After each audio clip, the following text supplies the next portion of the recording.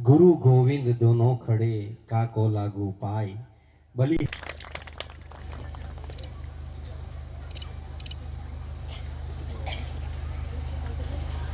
परम पूज्य महामंडलेश्वर स्वामी श्री शंकरानंद सरस्वती जी नो पण वैजीबेन ने विनंती करीश के एमनो पण स्वागत करीशुं।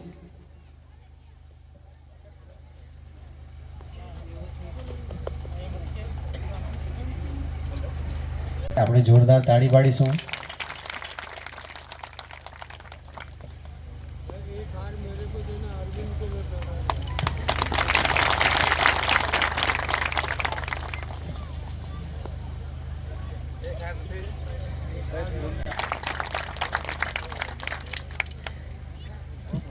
ગુરુદેવનો હાથ જેમના ખભા પર છે એવા આપણા લોકલાડીના ધારાસભ્ય પણ આપણી વચ્ચે છે।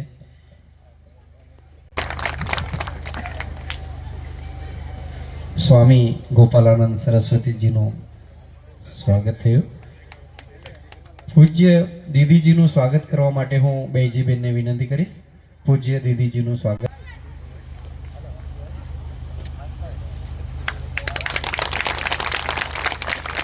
માતાજીનું સ્વાગત કરવા માટે પણ હું બેજીબેનને જ વિનંતી કરીશ।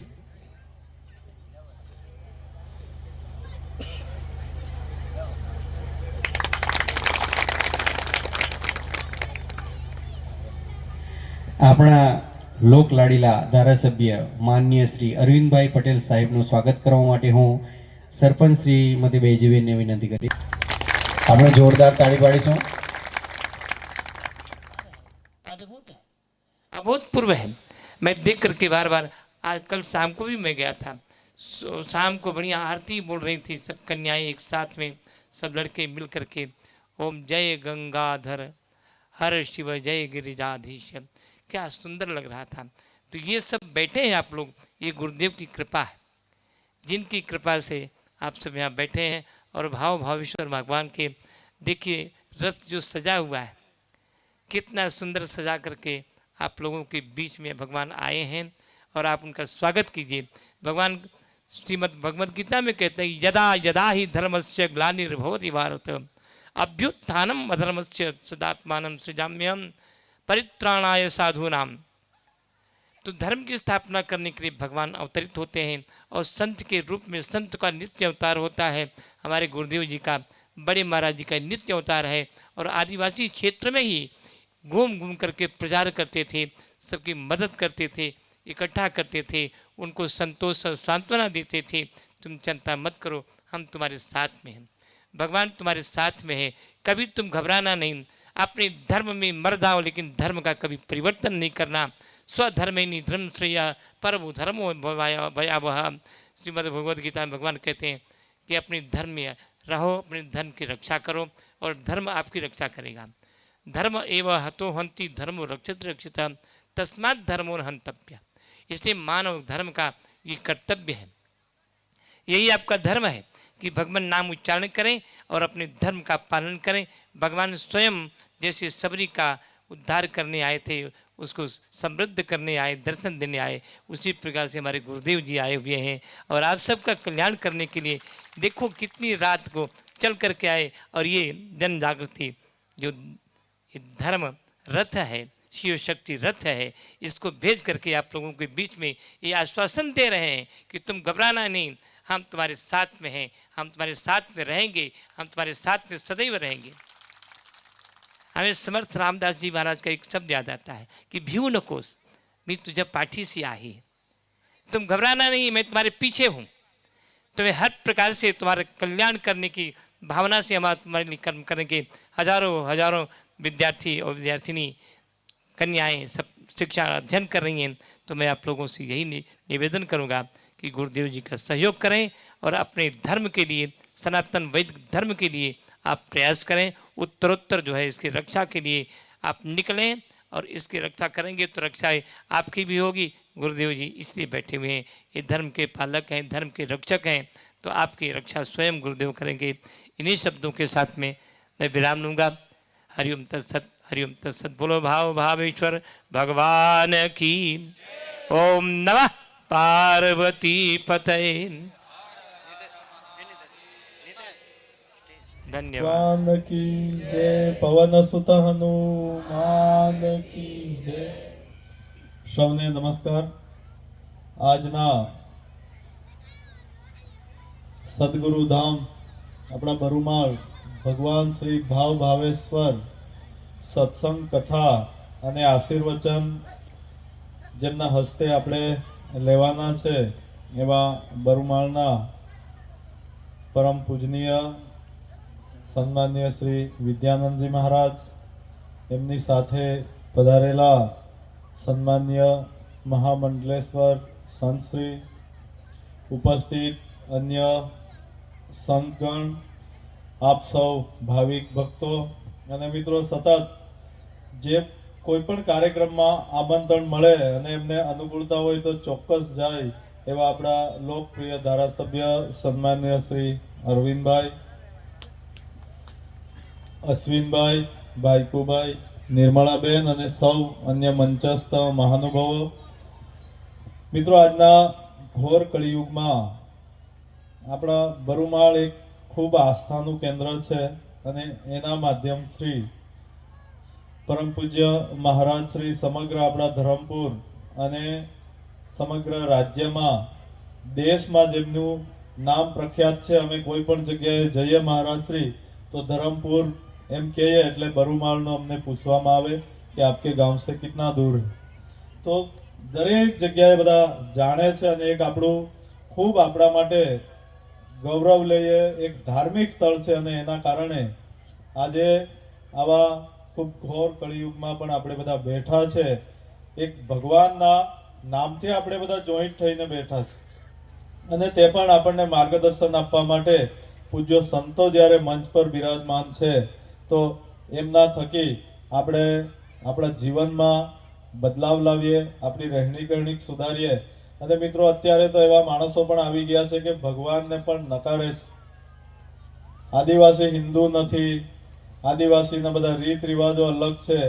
પણ હું આજે અહીંથી એમને પૂછવા માંગીશ કે જે અહીં આપણા કુકણા સમાજ હોય, વારલી સમાજ હોય કે દરેક સમાજના જે ભગતો હતા એ તો બધા અભણ હતા અને એ જ્યારે દેવની કથા કરે, કનશ્રી માતાની, હિમાઈ માતાની, ત્યારે એમાં બધા જ સપ્તશૃંગી ભવાની માતાથી લઈને મહાદેવ, હનુમાન દાદા, એમાં બધાનું વર્ણન આવે છે.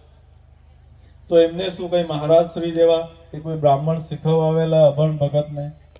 પણ મિત્રો, નહીં. એ આપણી સંસ્કૃતિ છે, આપણે એને જોડી રાખવાનું છે.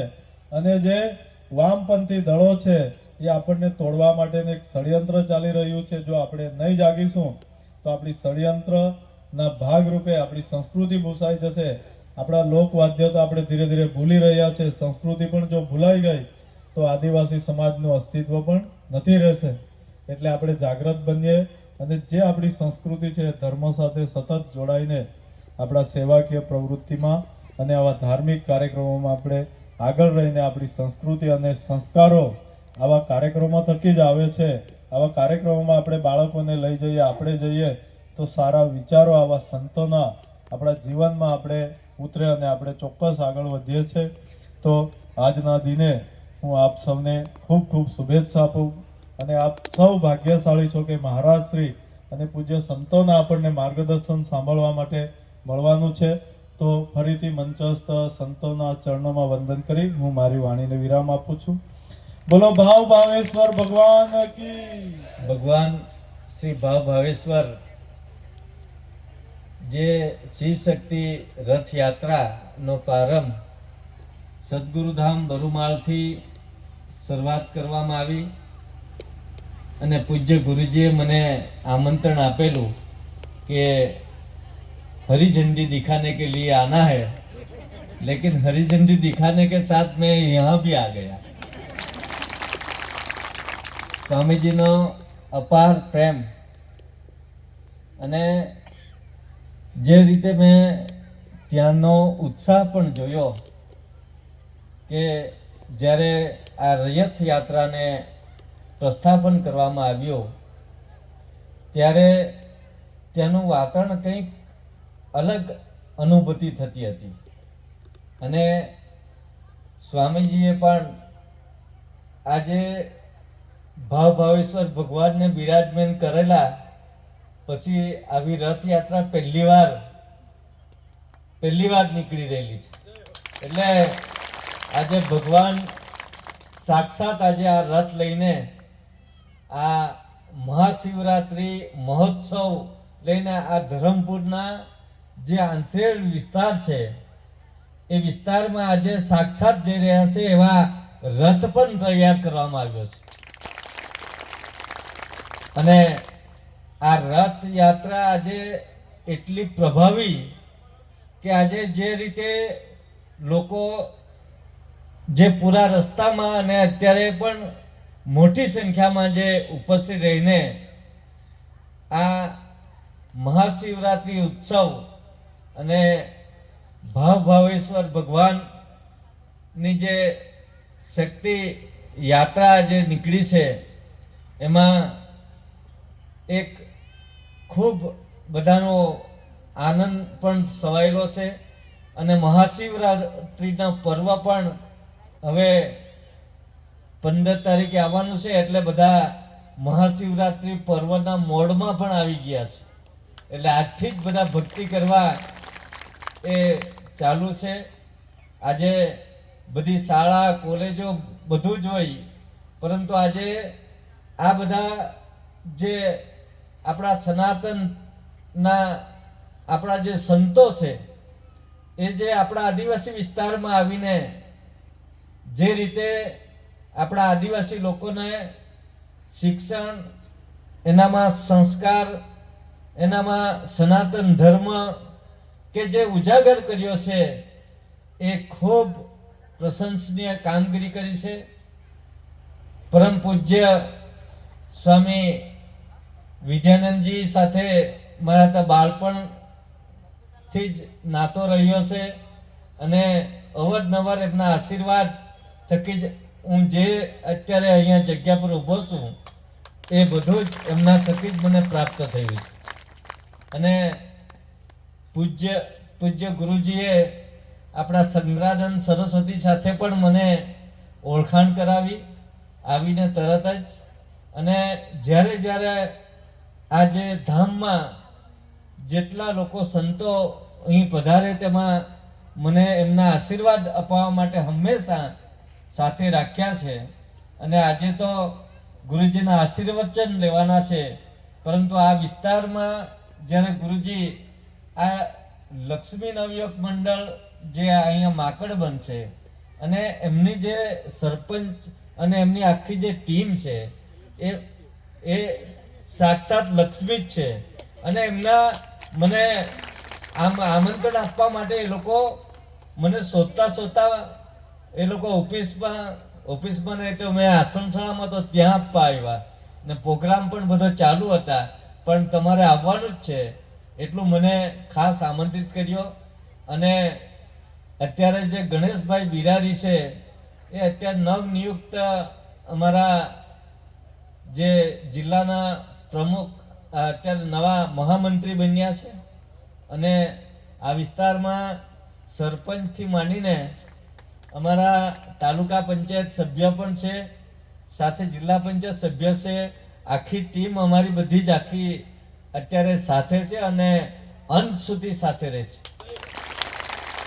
એટલે આજે જે રીતે વીએચપી અને આરએસએસ અને આ અમારું જે આખા ભારતીય જનતા પાર્ટીનું સંગઠન પણ આ સાથે જોડાઈને આ જે ભાવેશ્વર ભગવાનની રથયાત્રા છે અને મહાશિવરાત્રિનો પર્વ એ ગામે ગામ ખૂબ હર્ષ ઉલ્લાસથી ઉજવાય એવી પરમ કૃપાળુ પરમાત્માને અને ભાવેશ્વરને પ્રાર્થના કરું અને સંતોના ચરણોમાં અને ગુરુજીના ચરણોમાં વંદન કરી મારી વાણીને વિરામ આપું, કેમ કે આપણે આજે તો ગુરુજીને સાંભળવાના છે.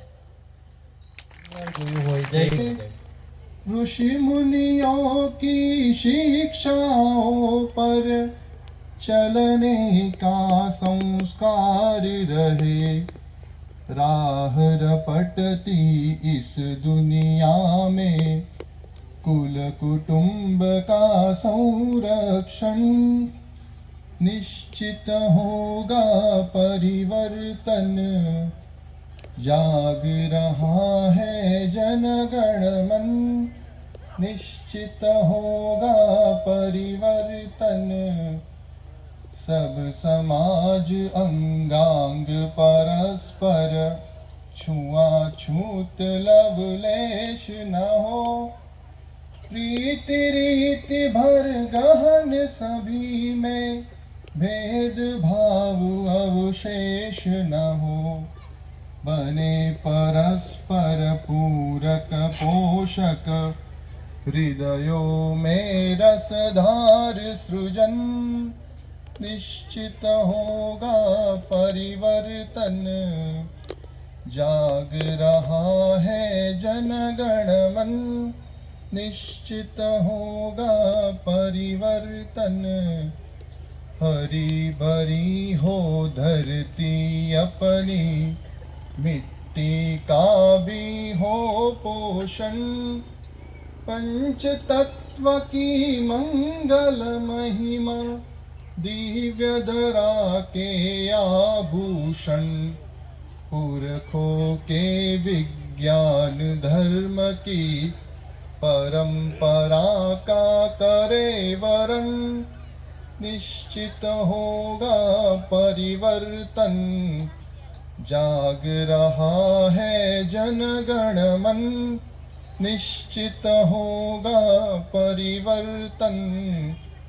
स्वाभिमान भर भाव स्वदेशी, स्वत्वबोध काले आधार। परहित ध्यान परस्पर पूरक, जन जीवन का शिष्टाचार। विश्व मंच पर भारत माँ के, यश की हो अनुगूंज सघन। निश्चित होगा परिवर्तन। जाग रहा है जन गण मन, निश्चित होगा परिवर्तन। श्रद्धामय विश्वास बढ़ाकर, सामाजिक सद्भाव जगाए। अपने प्रेम परिश्रम के बल, भारत में नव सूर्य उगाए। जाग रहा है जन गण मन, निश्चित होगा परिवर्तन। जाग रहा है जन गण मन, निश्चित होगा परिवर्तन। भारत माता की जय सनातन धर्म की जय भगवान भाव भावेश्वर महादेव की जय। ખૂબ ખૂબ આભાર ગુરુદેવનો. અને હવે પરમ પૂજ્ય પરમાદર્શ આચાર્ય મહામંડલેશ્વર શ્રી સદગુરુદેવ સ્વામી શ્રી વિદ્યાનંદ સરસ્વતીજી મહારાજને વિનંતી કરીશ કે તમને સાંભળવા માટે અમે સૌ ભેગા થયા છે, અમોને આશીર્વચનો આપો. શ્રી ગુરુદેવજી.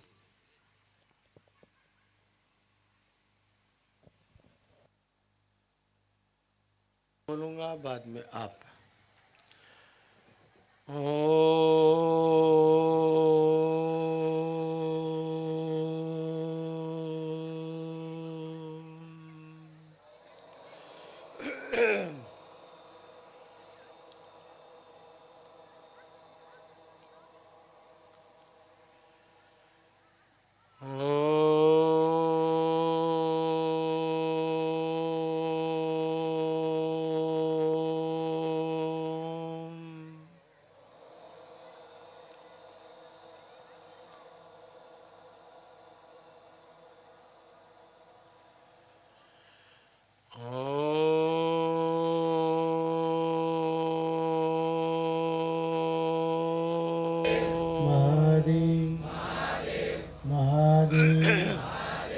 महादेव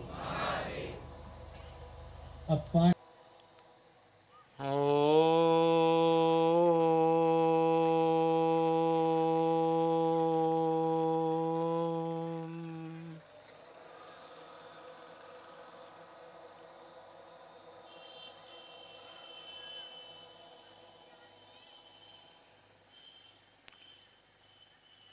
पूर्णमदः पूर्णमिदं पूर्णात् पूर्णमुदच्यते पूर्णस्य पूर्णमादाय पूर्णमेवावशिष्यते। ॐ शान्ति शान्ति शान्तिः। शिवे भक्तिः शिवे भक्तिः शिवे भक्तिर्भवे भवे अन्यथा शरणं नास्ति। त्वमेव शरणं मम त्वमेव शरणं मम त्वमेव शरणं मम।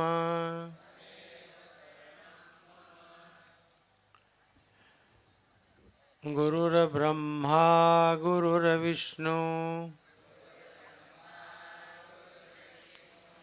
गुरुर्देवो महेश्वरः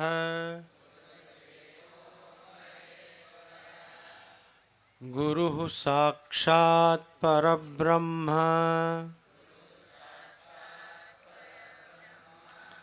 तस्मै श्री गुरवे नमः। तस्मै श्री गुरवे नमः।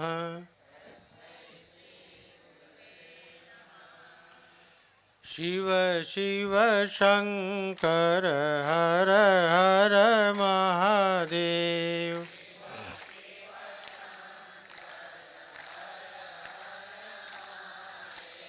शिव शिव शंकर हर हर महादेव।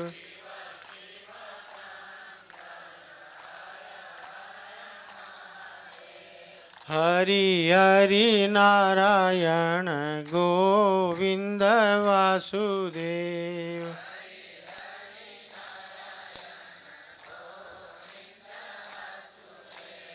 हरि हरि नारायण गोविंद वासुदेव।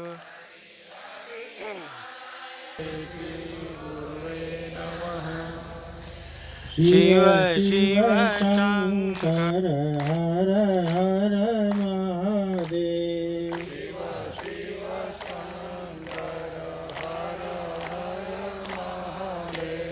शिव शिव शंकर हर हर महादेव।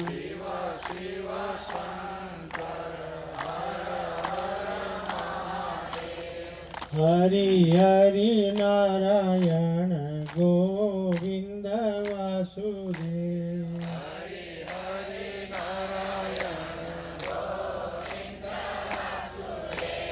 हरि हरि नारायण गोविंद वासुदेव।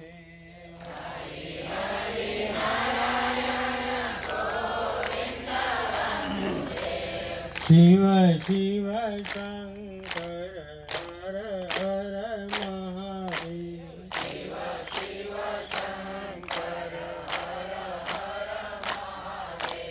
પાછળવાળાઓની તાળી મને દેખાતી નથી એટલે હાથ ઉપર કરીને તાળી વગાડો હે પાછળવાળા વધારે હાથ ઊંચા કરો હા એ ઓર ઊંચા કરો મને દેખાવું જોઈએ ये बात आज की ओम नमः पार्वती पतये हर हर हर महादेव।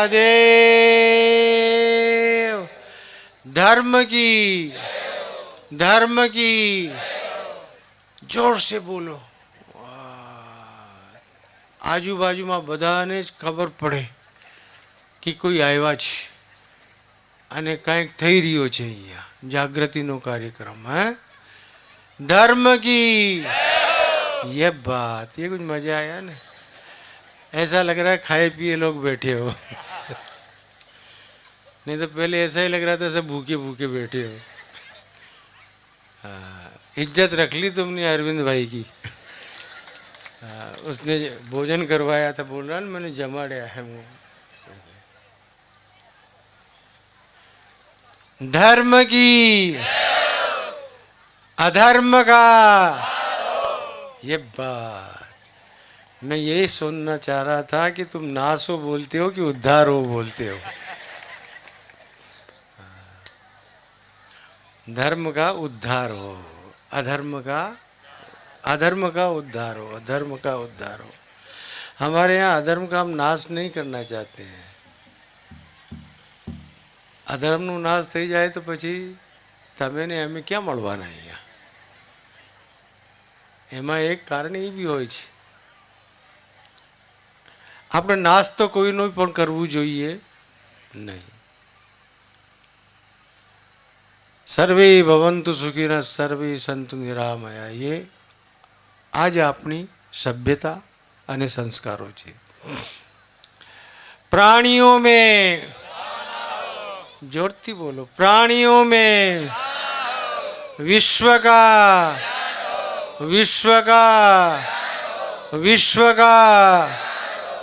હવે હું કહીશ ધર્મ કા તો ત્યાં નાશો નહીં ભૂલી દેવાનું. ત્યાં કહેજો પ્રચાર હો ધર્મ કા, धर्म का. और अब मैं बोलूंगा सोने वालों, तुम प्रेम से बोलना जागो. અમે यहाँ તમને જગાડવા માટે આવ્યા છીએ. सोने वालों, सोने वालों, सोने वालों, हरी बोल, हरी बोल. हाँ मित्रों, બહુ જ સૌભાગ્યની વાત છે. ભગવાન ભાવેશ્વર આ વિસ્તારના ઊંડાણના વિસ્તારના લોકોને જોવા માટે આવ્યા છે. શા માટે આવ્યા છે? 25 વર્ષ ત્યાં બેસીને રાહ જોઈ તમારી. 25 વર્ષ તમારી રાહ જોઈ કે આ ઊંડાણવાળા આવે જ કે નહીં. પછી જોયું કે નહીં, એ તો ઘડા ચીકના હે.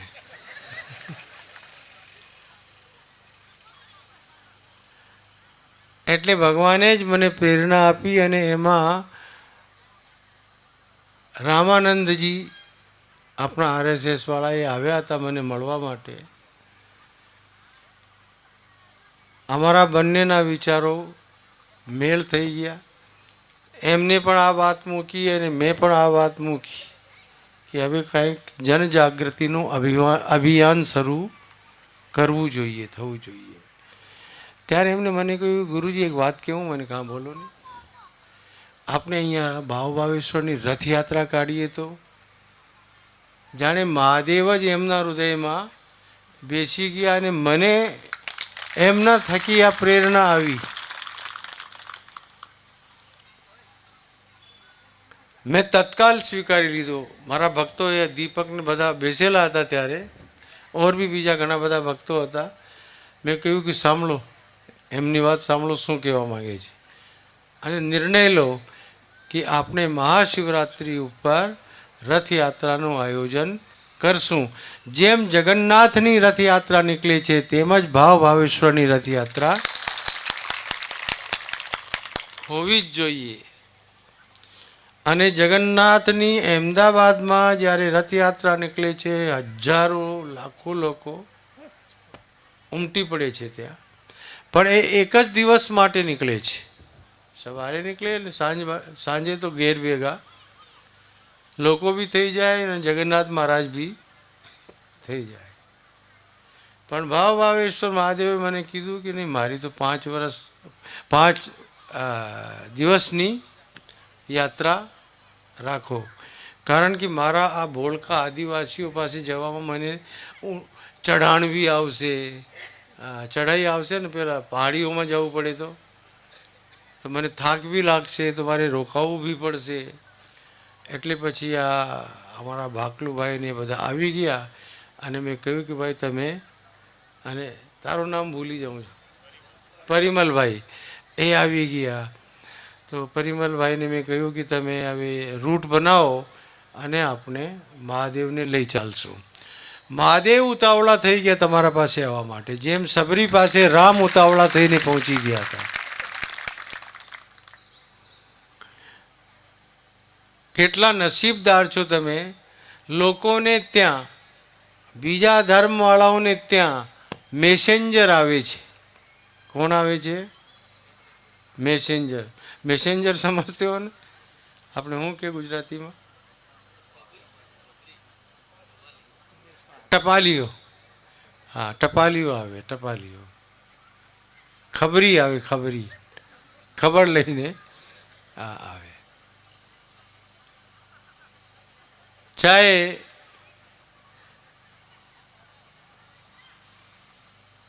पैगंबर साहब को ले लो, એમને બી મેસેન્જર જ માનવામાં આવ્યા છે કે ખુદાનું મેસેજ લઈને આવ્યા છે.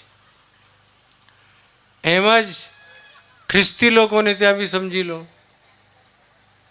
ઈસા મસીહ શું લઈને આવ્યા? ખબરી, હા, મેસેજ લઈને આવ્યા. તમે કેટલા નસીબદાર છો કે તમારા પાસે પોતે ભગવાન જ આવી જાય છે.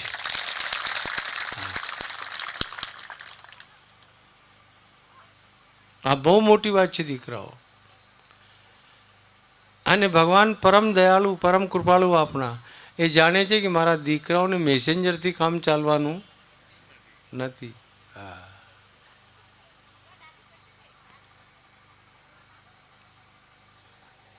એ મારા લાડકા છે, મારા ભૂલકાઓ છે, એમના પાસે હું પોતે જઈશ.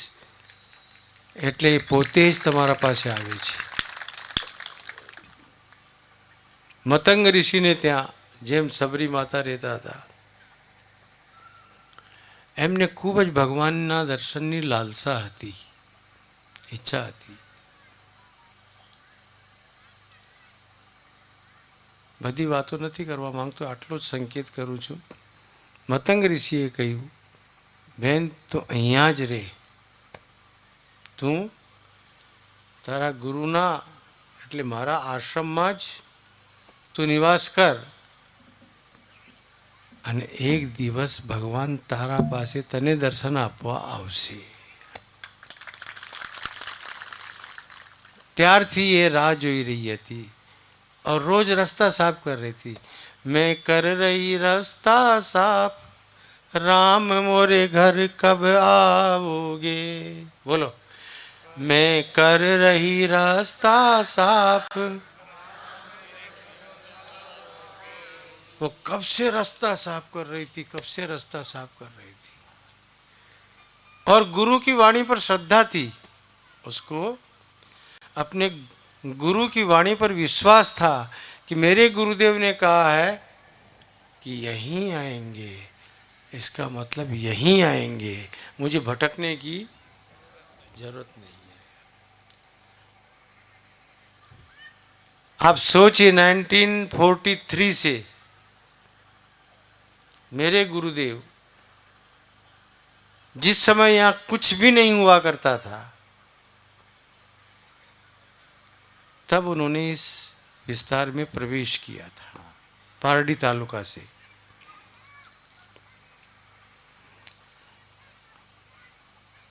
प्रथम प्रवेश एमनो पारडी तालुकाમાંથી જ થયું હતું. ત્યાં પણ એક ભક્ત રહેતા હતા, ડાયા ભગત. યાદ છે જૂના લોકોને કદાચ હોય તો હોય. પારડીવાળા તને ખબર છે? હે છે ને? હા, ડાયા ભગત. મારા गुरुदेव प्रवचन સાંભળ્યું એમને पारडी में. तो मेरे गुरुदेव से उन्होंने कहा, मैं थोड़ा हिंदी में भी बोल देता हूँ जिससे जो हिंदी वाले बैठे हैं उनको भी समझ में आ जाए. आप कृपा करके हमारे इस विस्तार में जो हमको उपदेश किया है वो हमारे आदिवासी भाई बहनों को करिए, और हम चाहते हैं हम आपके साथ रहेंगे, आदिवासियों के अंदर आप पधारिए. 43, मैं समझता हूँ बहुत सारों का तो जन्म भी नहीं हुआ होगा. उस समय। तब से मेरे गुरुदेव ने पारडी तालुका से प्रवेश करते करते धर्मपुर तालुका में प्रवेश किया, और धर्मपुर तालुका की स्थिति उस समय बहुत ही दयनीय थी, बहुत ही दयनीय थी।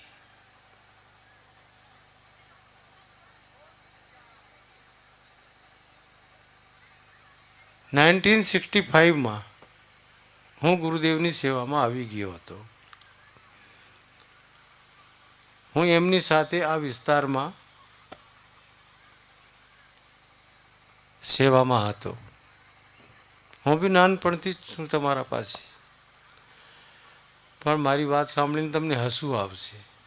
મેં મારા ગુરુજીને કહ્યું કે ગુરુદેવ, મોટા મોટા મંડલેશ્વરો બંબઈમાં, કલકત્તામાં, મદ્રાસમાં, અહેમદાબાદમાં, આ બધા મોટા મોટા શહેરોમાં પ્રચાર કરો છો, કરે છે, અને આપ અહીંયા આ ધૂળમાં, ધૂળો ઉડતો હતો, અને મુસીબત શું હતી ત્યારે મારા બાળ બહુ લાંબા હતા, હા બહુ લાંબા લાંબા, અને વાંકડિયા હતા।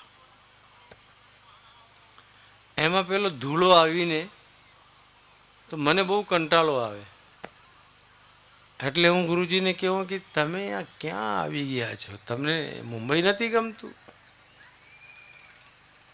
આ ધૂળના પ્રદેશમાં આવીને બેસી ગયા છો। ત્યારે દીકરાઓ મારા ગુરુજીના મોઢાથી જે શબ્દ નીકળ્યો સાંભળો कि बेटा आज तुम इस धूल से कंटाल रहे हो, एक दिन इसी धूल में तुम फूल उगाने के लिए आओगे। और देखो सिद्धों की वाणी कैसे सत्य होती है।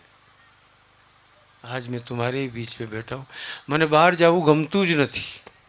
હું જાઉં પણ છું થોડાક દિવસ માટે ક્યાંક, તો પાછો ફરીને તમારા જ પાસે આવું છું। જ્યાં સુધી તમારો મોંઢો નહીં જોઈ લઉં, તમે બધા જાણો જ છો મારી નજીકવાળા, હું શું કહું છું કે હું ઘેર ભેગો થઈ ગયો છું, હું ઘેરે આવી ગયો છું। મને બહુ આનંદ આવે છે તમને લોકોને જોઈને। આ લાગણી તમારા માટેની મારા ગુરુદેવની કૃપાથી જ જાગૃત થઈ છે।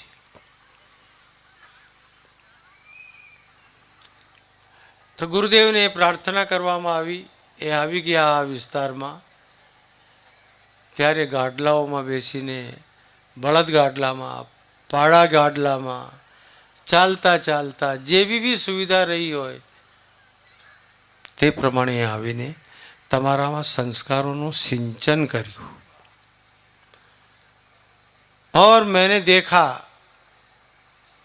जिन घरों के अंदर दारू की बोतलें पड़ी रहती थी, और बोबिल, बोबिल तो आप समझते हो, नाम लेवामां ज खतरो छे, बहु गंधाय,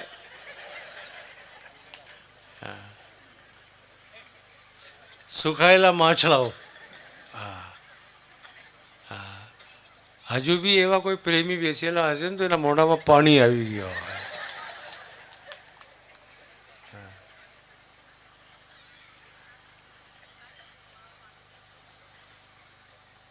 हवे मारा गुरुदेव जता आवा झोपड़ाओमां बी जता, ज्यां पेला टोपलामां आ पड़ेला होय। कोण? बोबिल। અને ત્યાં જઈને ગુરુજી શિવ શિવ શંકર હર હર મહાદેવ,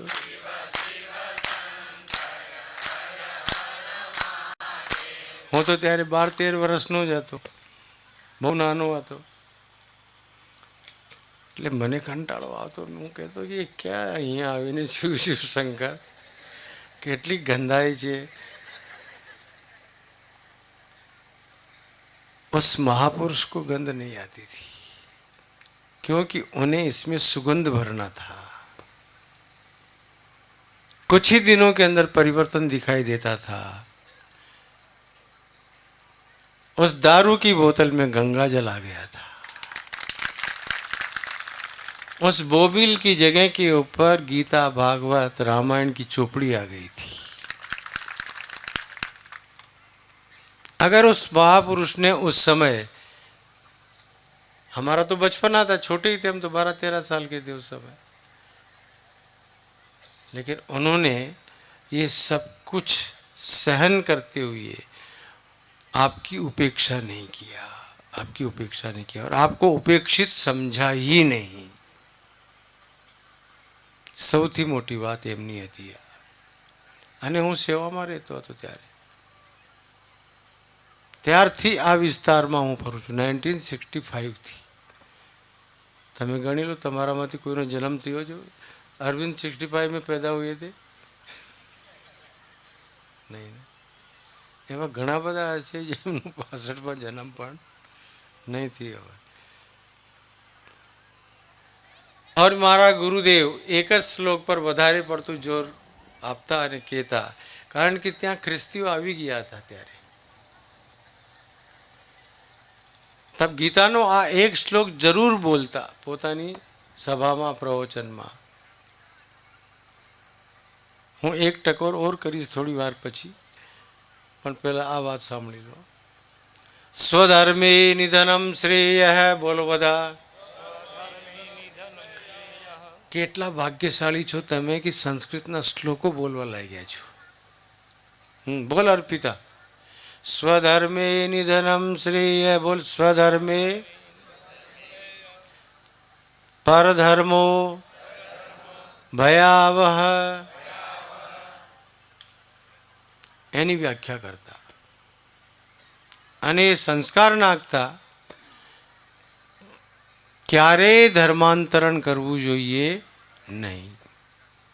પોતપોતાના ધર્મમાં રહીને સાધના કરવી જોઈએ।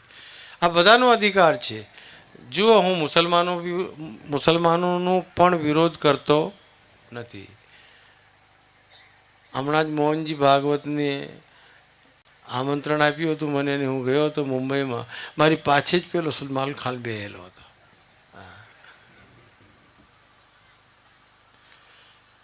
પહેલાં તો દીકરો મારી બાજુમાં આવીને બેસી ગયો। तो RSS वाला कार्यकर्ता આવી ગયા અને કે सर आपका स्थान यहाँ नहीं आई। तो उठा के ले गए और मेरे पीछे वाली रो में और मेरे ही पीछे बैठा दिया, मारी જ પાછળ બેહાડેલો। અને આજે તમે જુઓ આ બધા છાપાઓમાં શું, ટીવી ઉપર પેલી શું ચાલ્યા કરે પંચાયત, હા એને શું કે ડિબેટ, હા એને હું પંચાયત કહું। હા એવી પંચાયતો ચાલે બેહીને, એમાં એનું જ નામ આવી રહ્યો છે। અરે ભાઈ હું આગળ બેસેલો તો મારું બી તો બોલો।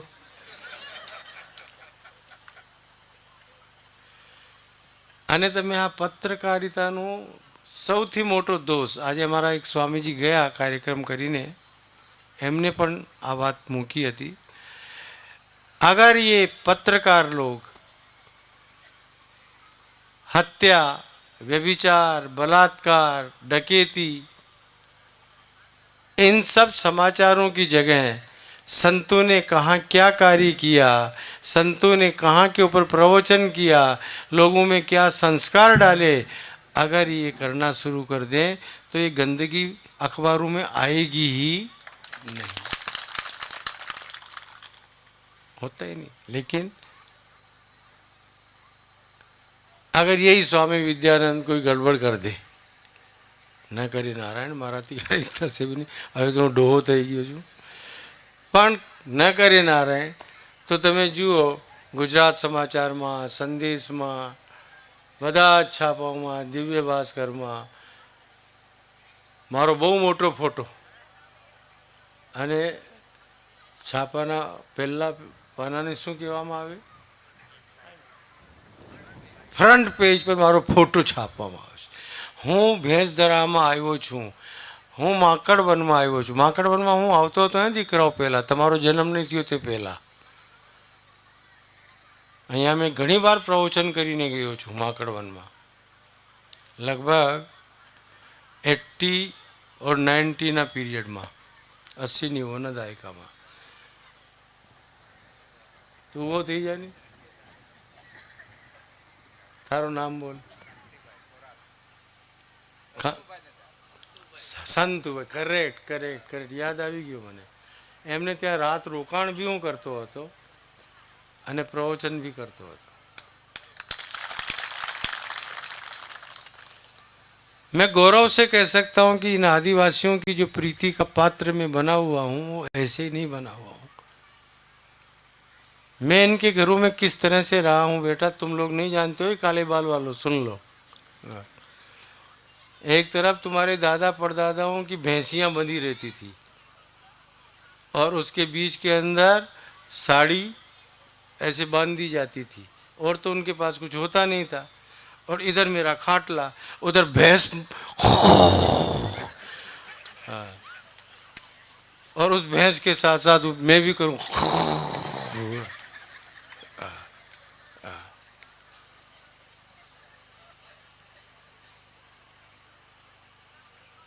આ આનંદ મેં લીધેલું છે તો જ આટલી મસ્તીથી હું તમારી વચ્ચે રહું છું અને છું અને રહીશ આગળ પણ.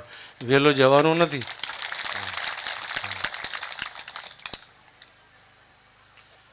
તમારો પ્રેમ મને જવા દેશે નહીં. જોરથી બોલો ને, કેમ હરમાવો છો? જરા જોરથી બોલો તો મને ખુશી થાય. મને જવા દેશે ये बात.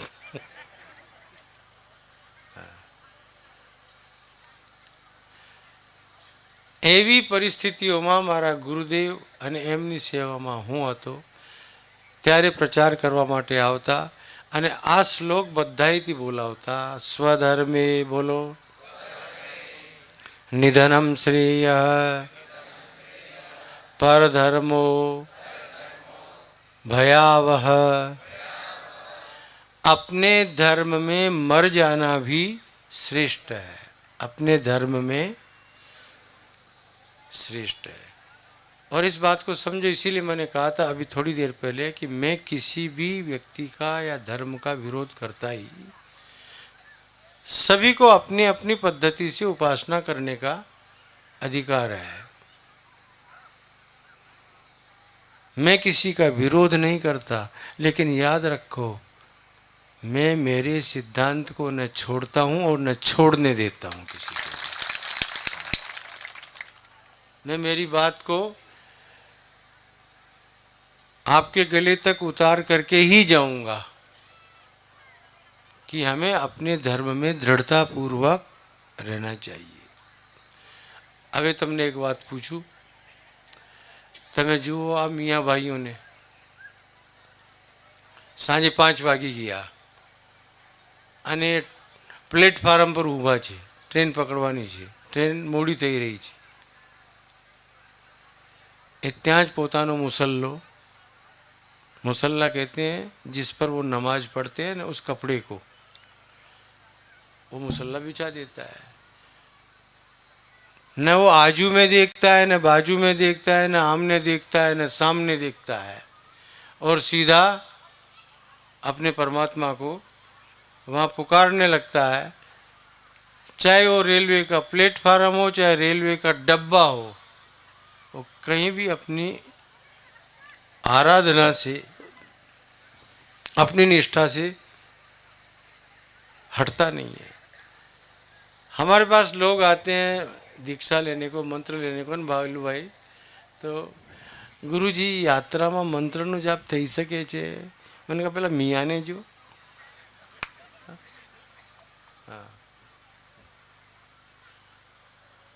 સમજણ પડી તમને હું શું કહેવા માંગુ છું?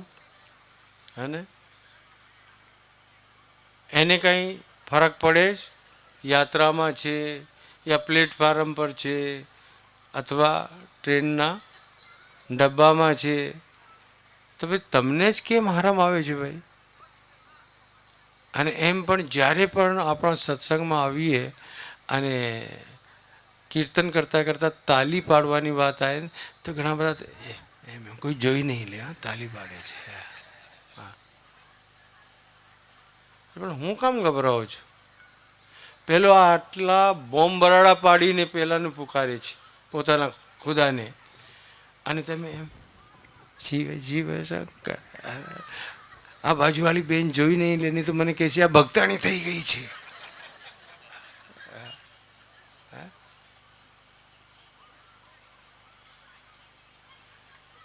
પેલો ગળામાં માળા નથી પહેરતો રુદ્રાક્ષની, માથા ઉપર ચાંદલો નથી કરતો, વિધવાના લલાટની જેમ લઈને ફર્યા કરે છે.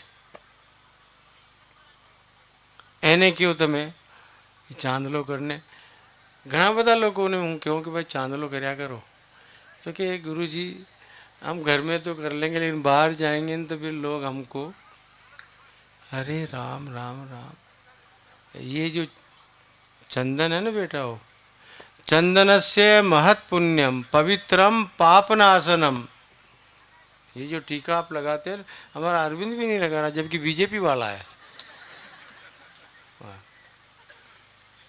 और मारो दीकरो છે પણ મારી વાત માનતો નથી. લગાડ્યા કરો, અને તમે લગાડશો ને તો એ પાછળવાળા જેટલા છે ને બેચેલા એ બધા લગાડશે. હા,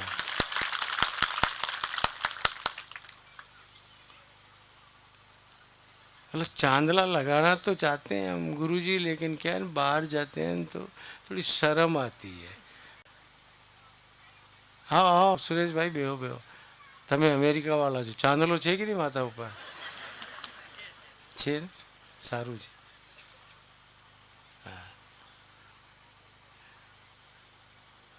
बेहो बेहो बेटा. तो हे तू उठ के कहीं नहीं जाना, तूने बहुत बढ़िया गाया था. बेटा रे परिवर्तन कर रहा है ना, तो मैं वही काम कर रहा हूँ ना, जो तुमने गाया वही मैं कर रहा हूँ. तो कैसे उठ के जा रहा है? मैंने मोहन जी से कहा ये बात जब यहाँ आए थे, तब आप आए, मुझे बहुत खुशी हुई है और मैं चाहूँगा कि आप वापस भी यहाँ आए. हालांकि उन्होंने मुझे प्रॉमिस किया कि जब ये शताब्दी वर्ष पूरा हो जाएगा महाराज जी आराम करने के लिए मैं आपके आश्रम में ही आऊँगा, ये बोल के गए. तब मैंने उनसे कहा कि देखो अब मैं बूढ़ा हो रहा हूँ. ऐसा बोलना नहीं चाहिए, मैं बूढ़ा नहीं हूँ लेकिन बोलना पड़ता है कभी कभी. और क्यों बोला कि आपके पास जवानियों की फौज है, तो उस जवानियों की फौज को थोड़ा मेरे साथ भी तो लगाओ आप, जो गांव गांव जाए प्रचार करके आए. ये उसी का असर है कि बायलू भाई और ये सब बैठे हुए हैं यहाँ, परिमल और ये सब बैठे हैं. रियली उन्होंने ही आदेश कर ही दिया था. उन्होंने मुझसे कहा कि आप चिंता न करो, बात पहुंच जाएगी सब जगह. हाँ, तो मुझे बहुत अच्छा लगा. और इस कार्यक्रम में आरएसएस वाले साथ में जुड़े हुए हैं, ये मुझे बहुत ही आनंददायक लग रहा है. अस्तु तो मैं कहना आपको ये चाह रहा था, आप अपने धर्म का, अपने हिंदुत्व का जो प्रतीक है उसका कुछ तो उपयोग करके बताओ. ये चांदला किसका प्रतीक है? जोर से बोलोगे, गर्व से कहो हम. माथे पे हाथ फिराओ, चोटी है मैदान साहब. और गर्व से कहो हम. हद हो गई यारो, है? जोर से चिल्लाएंगे, गर्व से कहो हम. बोलो न, चांदला है, टीका लगा रखा है. किस बात का गर्व कर रहे हो? हमारी पोशाक है धोती, चद्दर, कविता, कुर्ता. आप सब क्या पहन के बैठे हुए हैं और कहेंगे गर्व से कहो हम. अरे भाई कुछ तो सुधरो बेटा. परिवर्तन का गीत गा रहा है तो तू भी तो आरएसएस वालों की तरह से वो पहन ना, धोती पजामा कुर्ता ऐसा. ये क्या काला काला पहन के आज मंगलवार बैठा हुआ है?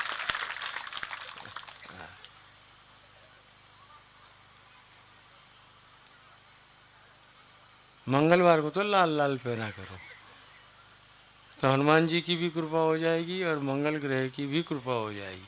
हाँ, जो આ ભાઈ જે છે ને સુરેશ, લાલ પહેરીને તો બેસેલો છે પણ ઉપરથી કાળો કરી દીધું.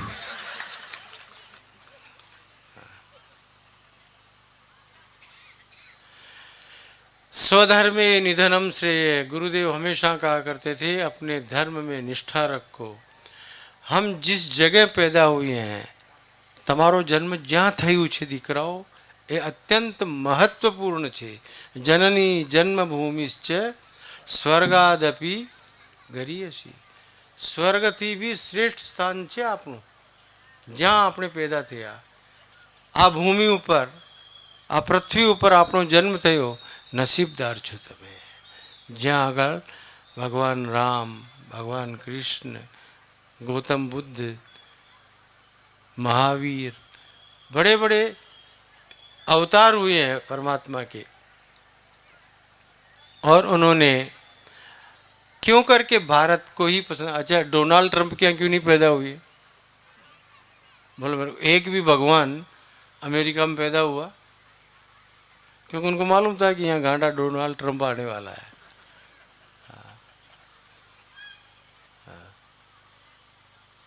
इसलिए वहाँ गए ही नहीं वो. अच्छा, वो तो सब बहुत गोरे लोग हैं. गोरे लोग तो सबको अच्छे लगते हैं. भगवान तो हमारे काले हो के पैदा हुई है. कौन? श्री कृष्ण का वर्ण कैसा था? श्याम. कोई भी अवतार न अमेरिका में गया, न कोई ब्रिटेन में गया, न कोई फ्रांस में गया. जितने भी अवतार हुए हैं वो सब के सब भारत होंगे. और इसीलिए ऋषियों ने लिख दिया, भगवान मनु ने भी लिख. लोग मनु की बड़ी निंदा करते हैं कि मनु ने ऐसा कर दिया, मनु ने वैसा. अरे मनु ने तो तुमको मानव बनाया है.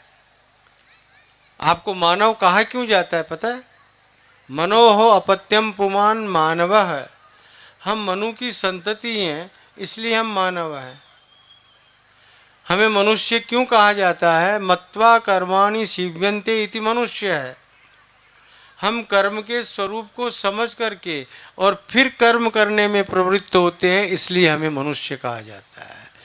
तुम्हारा तो भाग्य है, तुम मानव हो, मनुष्य हो.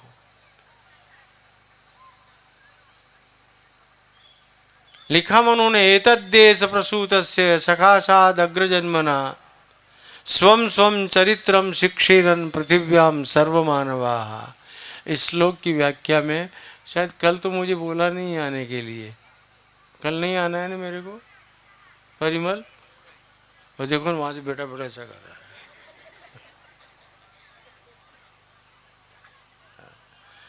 આવતીકાલે તો નથી આવવાનું, પણ પરમ દિવસે હું આવીશ, ત્યારે એની વ્યાખ્યા તમને સંભળાવીશ.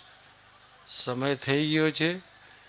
બસ તમે દૃઢતાપૂર્વક આ નિશ્ચય કરો કે અમે જ્યાં જન્મ્યા છે અત્યંત શ્રેષ્ઠ ભૂમિ છે, અત્યંત શ્રેષ્ઠ સ્થળ છે, અને જે ધર્મમાં અમારો જન્મ થયું છે એનાથી વિશેષ કોઈ મોટો ધર્મ હોઈ જ શકે નહીં.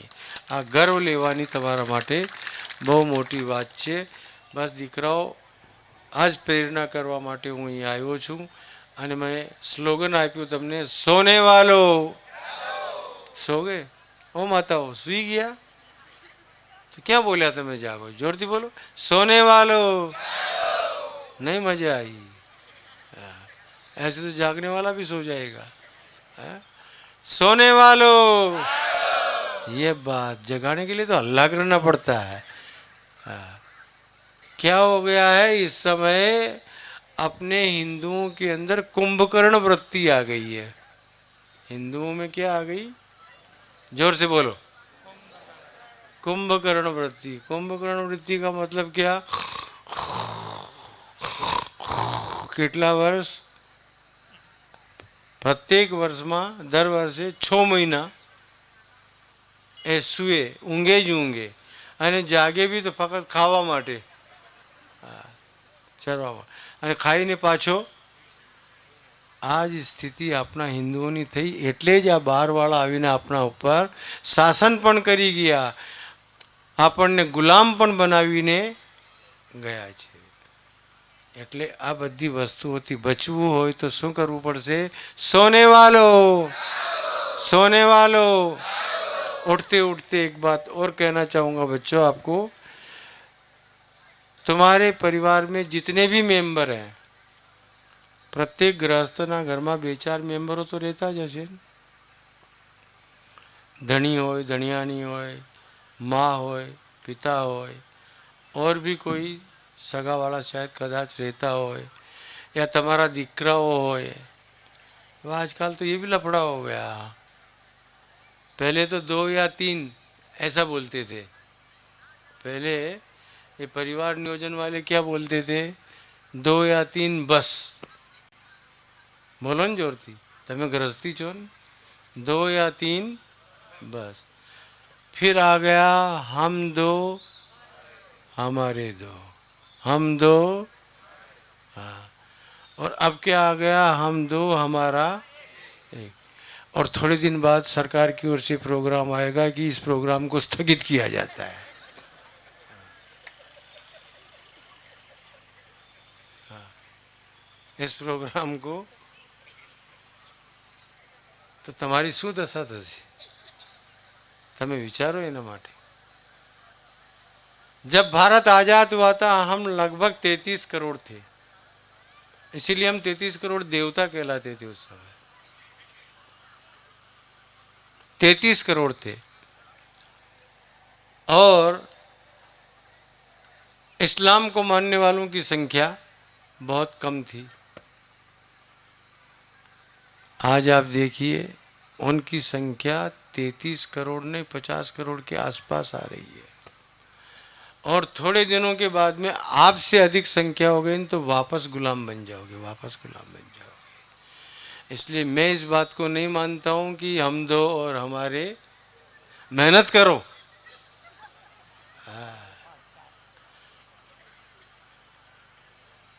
हमारो एमएलए तारे કેટલા દીકરા દીકરી जो ने हम 2 हमारे 2. एमएलए की ये दशा है.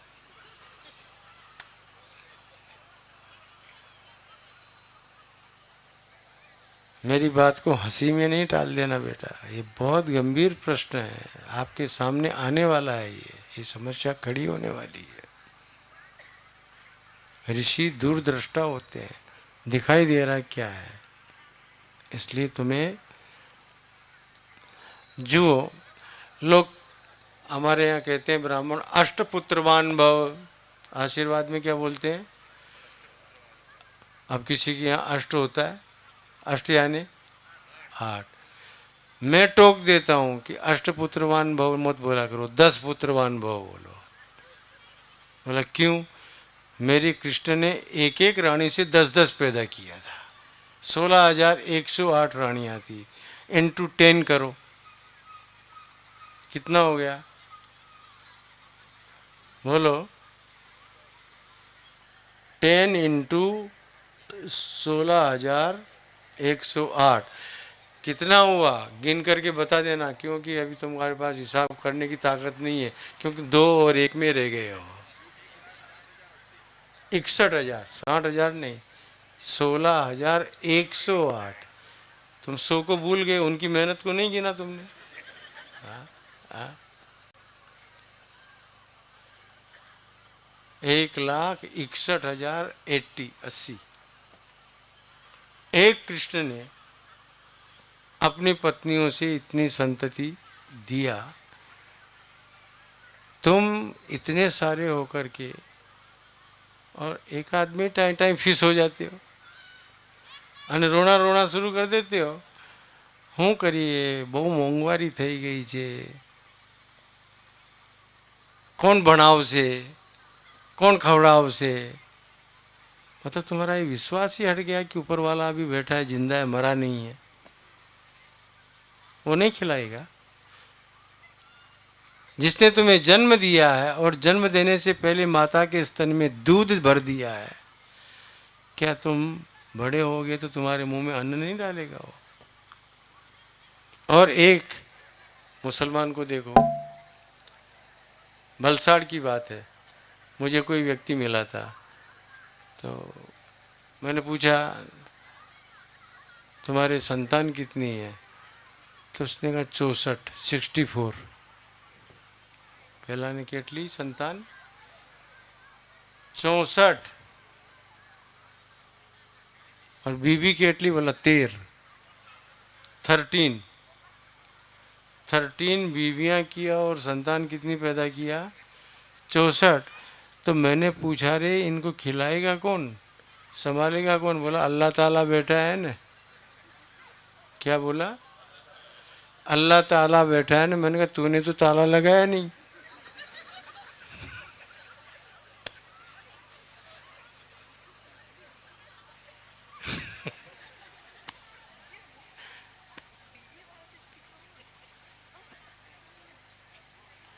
तुमने ताला लगाया नहीं और अल्लाह ताला को जवाबदारी डाल रहे हो, है ना? એટલે મારા દીકરાઓ સમજો અને પરિવર્તન લાવો. આપણા ચંદુભાઈને શું નામ? चंद्रपाल. तो चंदू भाई बराबर बोला मैंने. हाँ, ये भी चंदू भाई है. अभी चंद्रपाल जी ने बहुत बढ़िया कविता पाठ किया, बहुत आनंद आ गया सुन करके. परिवर्तन आना ही चाहिए. आज मैं जो कुछ बोल के जा रहा हूँ उस पर विचार करना, और अगली जनसंख्या गिनती का रजिस्टर आवे तो उसके अंदर माकड़वन की संख्या कुछ दिखाई देनी चाहिए बढ़ी हुई. तो मेरा बोल के जाने का कोई अर्थ है, लाभ है. तो मित्रों, अपने धर्म में निष्ठापूर्वक रहो. अपने भगवान भी ऐसे थे. आप कहोगे राम जी ने भी तो 2 ही किया था. राम जी ने भी, राम के कितने पुत्र थे? लव और, तो बोला फिर हम 2 करें तो? हमने कहा देखो, राम जी बेचारे जीवन भर दुखी रहे.